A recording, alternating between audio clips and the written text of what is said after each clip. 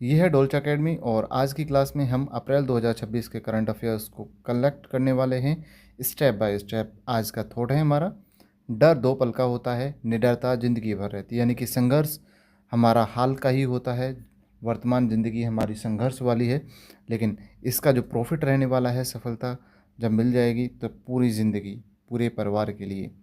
जी हाँ दोस्तों, आज की वीडियो का टारगेट रखा है हमने 10 लाइक्स का, तो इसे अचीव कराने में मदद करें। आज का क्वेश्चन है पहला कि वर्ल्ड बैंक के अनुसार जो फाइनेंशियल ईयर 2026-27 के लिए भारत का जीडीपी रेट कितना रखा है? तो 6.6% रखा है वर्ल्ड बैंक। यहाँ ध्यान देना है, वर्ल्ड बैंक। वहीं बात करें भारत के आरबीआई बैंक की, तो आरबीआई बैंक ने 6.9% रखा है। ठीक है, और भी कई संस्थान हैं, इंस्टीट्यूट हैं जिनके द्वारा जीडीपी मेज़र की जाती है, जिनके हमने हाल ही में कुछ क्वेश्चन भी पढ़े हैं। नेक्स्ट आता है कॉरपोरेट जगत की हलचल और बाजार प्रवेश के बारे में जानें। तो भारत पेट्रोलियम कॉरपोरेशन लिमिटेड के एमडी यानी कि सीएमडी और चेयरमैन के रूप में संजय खन्ना अप्रैल 2026 में नियुक्त किए गए हैं। अब बात कर लेते हैं रॉयल एनफील्ड। एक बाइक आती है जो जिसे हम चलाते हैं, बुलेट बोलते हैं, रॉयल एनफील्ड। इसके द्वारा इलेक्ट्रिक व्हीकल भी लॉन्च कर दिया गया है। जी हाँ दोस्तों, इलेक्ट्रिक व्हीकल लॉन्च कर दिया गया है जिसका नाम रखा गया है फ्लाइंग फ्लिया। रॉयल एनफील्ड ने अपनी इलेक्ट्रिक बाइक का नाम रखा है फ्लाइंग फ्लिया। तो ये मार्केट में आ चुकी है रॉयल एनफील्ड भी इलेक्ट्रिक व्हीकल्स के रूप में। अब नेक्स्ट करते हैं वैश्विक कूटनीति और विवादित क्षेत्रों के बारे में। अभी हाल ही में जो एक न्यूज़ में रहा है, एक आइलैंड है थीटू। थीटू आइलैंड है, ये साउथ चाइना और फिलीपींस के नियंत्रण में है। वर्तमान में फिलीपींस के नियंत्रण में है, लेकिन चाइना अपना कब्जे के लिए बोलता रहता है। तो ये एक विवादित स्थल है जो अभी हाल ही में हाईलाइट हुआ है। तो यहाँ पर पूछ लेगा क्वेश्चन कि वर्तमान में किसके नियंत्रण में है? तो फिलीपींस के में है। और किसके साथ विवाद है? तो साउथ चाइना के साथ विवाद है, साउथ चाइना सी में सिचुएटेड है। नेक्स्ट है, अभी हाल ही में सबसे ज़्यादा भयंकर न्यूज़ आई है कि नोबल पीस के विनर जो कि ह्यूमन राइट ऑर्गेनाइजेशन के मेमोरियल हैं, उन्हें एक्सट्रीमिस्ट घोषित कर दिया। जी हाँ दोस्तों, रूस ने सुप्रीम कोर्ट में कहा है कि ये बंदा इस तरह से है और उन्हें इस तरह से घोषित भी कर दिया गया है। तो ऐसी ऐसी हलचलें भी हैं कि जिसे नोबेल प्राइज़ मिल रहा है पीस का, शांति का, वो बंदा एक्सट्रीमिस्ट है। क्या बात है। नेक्स्ट है क्वेश्चन भारत और तुर्किया के बीच में अभी होने वाली नई दिल्ली में आयोजन के बारे में। जो ये 12वां फॉरेन ऑफिस कंसल्टेशन आयोजन है जो कि नई दिल्ली में आयोजित हो रहा है, ये भारत और तुर्की के बीच में होगा। 12th राष्ट्रीय घटनाक्रम के बारे में जानें तो भौगोलिक प्रक्षेप से देखते हैं। भारत का पहला 3D base Chhatrapati Shivaji Maharaj immersive जो म्यूज़ियम है, न्यू दिल्ली में उद्घाटित किया गया है। इसे 3D बेस्ड बनाया गया है। 3D बेस्ड, जैसा कि आपने देखा भी होगा, अगर आपने शॉर्ट वीडियो में आता होगा आपके, ये 3D बेस्ड कुछ मेमोरियल्स बन रहे हैं। नेक्स्ट है DHC-6 ट्विन अदर सी प्लेन्स का सफल परीक्षण किया गया है।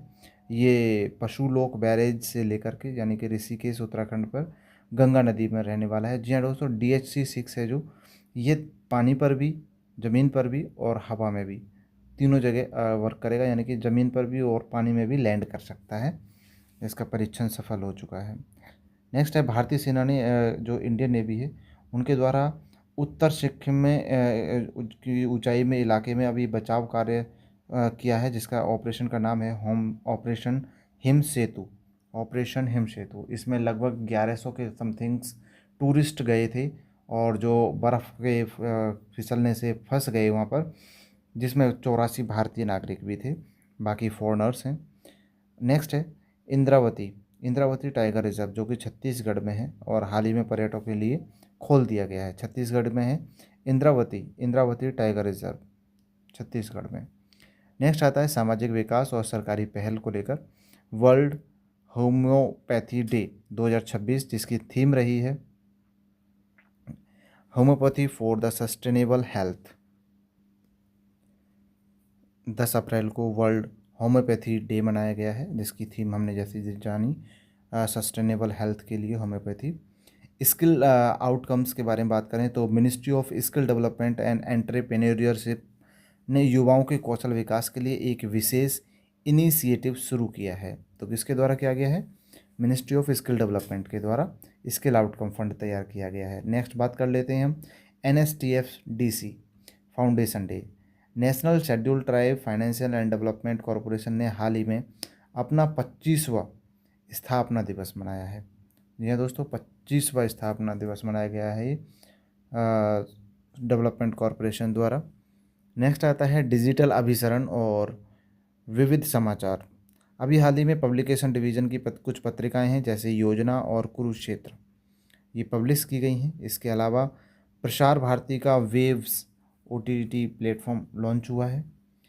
श्रद्धांजलि के रूप में बात करें तो पूर्व भारतीय खिलाड़ी गोपीनाथ, जिनका भी हाल ही में निधन हुआ है। क्रिकेट खेल से इनका संबंध था, क्रिकेट खेलते थे, इनका भी हाल ही में निधन हो गया है। नेक्स्ट बात कर लेते हैं फाइनल रिवीजन की तरफ। अप्रैल 2026 में इकोनॉमी की अगर बात करें तो BPCL में संजय खन्ना नए CMD बने हैं, chairman and managing director. World bank के बारे में बात करें तो वर्ल्ड बैंक ने कहा है कि भारत की 2026 और 27 की जो फाइनेंशियल ग्रोथ रहने वाली है 6.6% रहेगी। और जियो पॉलिटिकल के बारे में, जो एक थीटू आइलैंड है जो कि अभी फिलीपींस के नियंत्रण में है, लेकिन चाइना इस पर अपना विवाद बनाया हुआ है। रसिया ने अभी हाल ही में एक मेमोरियल NGO को चरमपंथी घोषित कर दिया है, जिससे कि उनका नोबेल पीस जो है उससे उन्हें वंचित कर दिया गया है। डिफेंस टेक के बारे में बात करें तो भारतीय सेना के इंडियन आर्मी के द्वारा ऑपरेशन सेतु लॉन्च किया गया है। ये नॉर्थ सिक्किम में आए अभी बर्फ़ पड़ने से वहाँ पर फंसे टूरिस्ट के लिए ये ऑपरेशन सेतु चला है, हिम सेतु चलाया गया है।